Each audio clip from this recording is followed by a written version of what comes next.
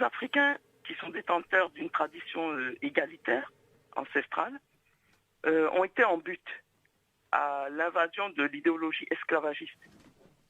D'abord sous sceau islamique, dans toute la bande du Sahel et sur la côte est de l'Afrique. Et puis, à partir du XVe siècle, ont été confrontés à cette même idéologie esclavagiste qui est articulée autour de l'inégalité des individus, cette fois maintenant sous sceau chrétien, et à partir de la côte atlantique avec le déferlement des bateaux négriers venus d'Europe. Des Africains qui vont être capturés et déportés au nom de religions qui se prétendent révélées, qui prétendent détenir la vérité absolue, vont bientôt et immédiatement se révolter.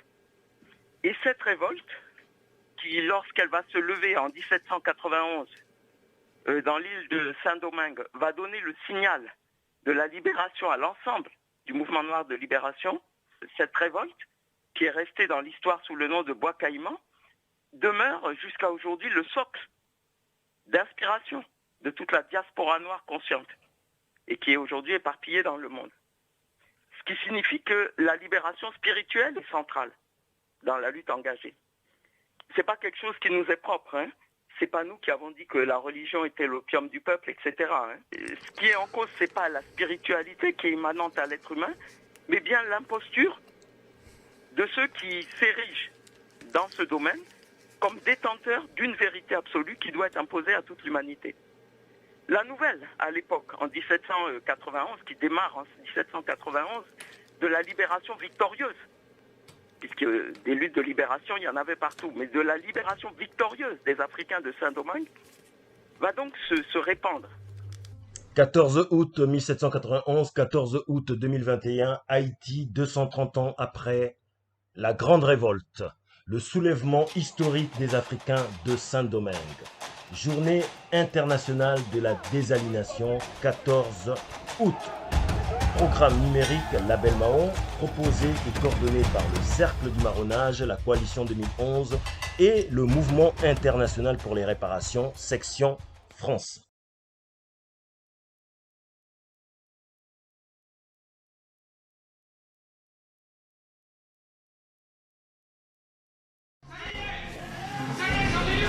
Le continent américain a été ensanglanté avec les systèmes de domination coloniale.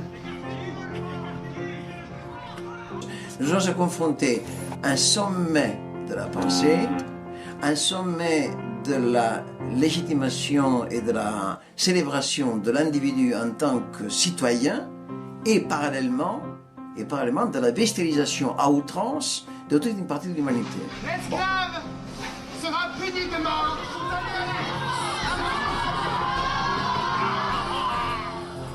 Du crime dont il est condamné. Qu'on le vend. Oui, Gérant lait, disent-ils, virgule, matons-les, il y a une production de théories raciales et racistes qui servent à justifier. Le code noir, c'était pour les noirs. On pouvait leur arracher les couilles, on pouvait écraser son pénis, on pouvait arracher les oreilles, on pouvait les tuer pendant que les droits de l'homme faisaient sa grande propagande dans le monde.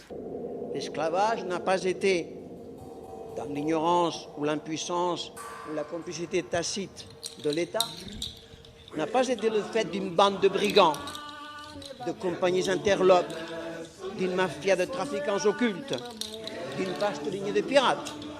Il a été la conséquence de l'acte étatique de son instauration et de sa légitimation royale.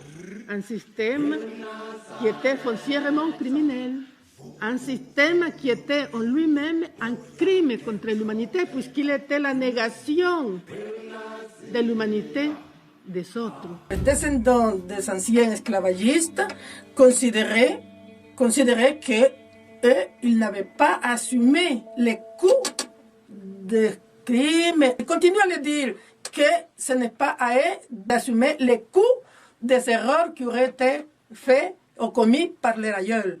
Mais étant donné que l'héritage qui découle de ces crimes contre l'humanité, puisqu'ils sont hérités des richesses qui ont été cumulées grâce à l'exploitation de millions et de millions d'êtres humains, ils assument aussi les conséquences financières que cela impose. Quelle est cette idée de liberté qui passe par mettre les autres peuples à genoux?